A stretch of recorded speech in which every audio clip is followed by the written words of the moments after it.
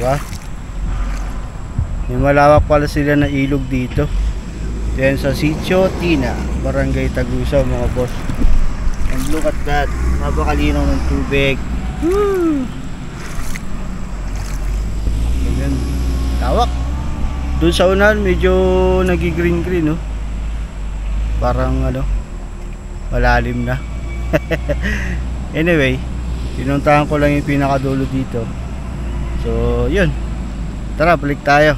Papakita ko naman sa inyo yung Tagusaw, diba? Tara, let's go.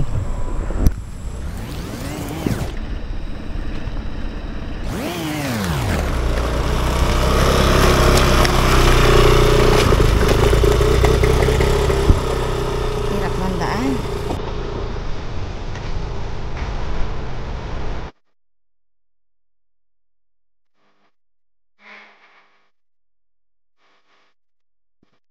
Alright mga boss, syempre dito naman tayo sa bandang sentro ng Barangay Tagusaw mga bossy. Ayan, nakikita nyo, napaka-fresh ko ng lugar. Bukid is life, diba?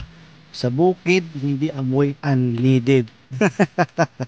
Napaka-fresh ko ng hangin dito mga boss at napaka-ganda ng mga tanawin. Alright, so talaga namang minsan mas masayang mabuhay sa ganitong lugar kaysa naman sa napaka-polluted na siyudad. At dahil yung sinintado na mga kalsada dito mga boss, ay kayang-kaya mo na itong marating within 20 to 30 minutes simula sa bayan. Dito ka na sa Tagusaw. Di katulad dati na naabutan ko pa yung malulubak at talagang ma-action na kalsada dito. So na-improve na yung kalsada dito mga boss, kaya naman no hassle na talaga. Simula sa bayan hanggang sa Rizal. So nakaraan dun tayo sa Rizal, napuntahan natin yung ibang spot doon. At sa linggo, babalik tayo doon. Dahil pupuntahan naman natin yung kanilang Candies River sa Rizal.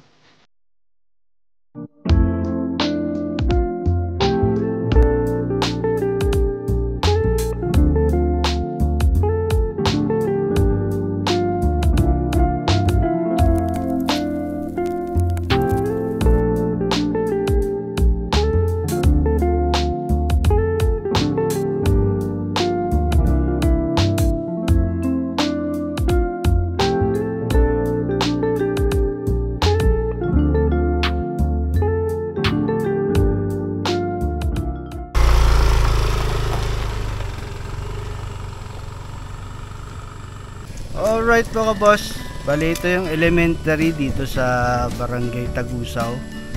At ito naman, walking distance lang, yan yung high school nila. So diba? So pagka-graduate mo dyan, lalakad ka lang, high school na. O diba?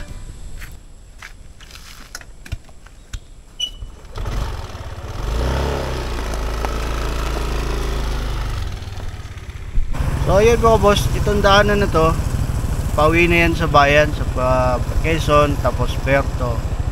Ito naman, diretso na yan, Rizal.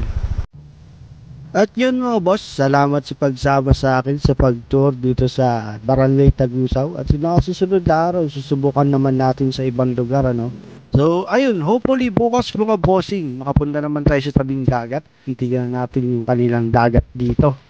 Doon naman yan sa may parteng Kalumpang. Alright? So, sana maganda ang panahon bukas para naman maka-road trip tayo papunta doon. Dahil papasure na naman kayo sa Kalumpang bukas mga boss. Titignan natin yung daan doon, yung kalsada, at yung kanilang komunidad. Alright? So, ayun mga bossy. Shoutout sa mga bossing natin na patuloy na sumusuporta sa ating mga videos na ina-upload. At syempre sa mga bagong subscribers natin dito sa ating channel, welcome na welcome kayo dito boss. Enjoy sa panonood natin mga video. At kita-kits tayo soon mga bossing. So sana mabigyan ko kayo ng aking sticker at ang aking keychain. Syempre ginawa ko talaga yan para sa inyo mga boss. So kita-kits sa daan. Kung sakali man masalubog niyo ako sa kalsada, pusina lang kayo mga boss. At syempre lagi ako may dalang sticker. O diba? Woohoo! Alright mga bossing, that's it for today's video. Tignan natin bukas kung makaka-road trip ulit tayo. Alright? Alright.